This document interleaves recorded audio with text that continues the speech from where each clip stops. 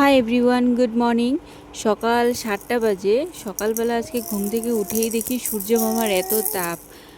মনে হচ্ছে না যে 7টা বাজে, মনে হচ্ছে যে বেলা 10টা বাজে। তাই দেখো কত রোদ দিয়ে দিয়েছে।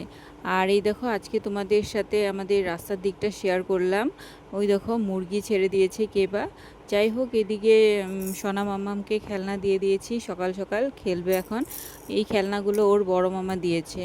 আর আমার বর দেখো বাজার করে চলে এসেছে 8:30 বাজে সকালবেলা। তো মাছ নিয়ে এসেছে, সবজি, পাট শাক নিয়েছে, অনেক সবজি নিয়ে এসেছে। কিন্তু রান্না বান্নাগুলো তো একদমই শেয়ার করতে পারলাম না তোমাদের সাথে, কারণ সকাল দিকে এত চাপ থাকে, রান্না বান্না ক্যামেরা নিয়ে যে একটু শেয়ার করব সেটারও হয়ে ওঠে না অনেক সময়।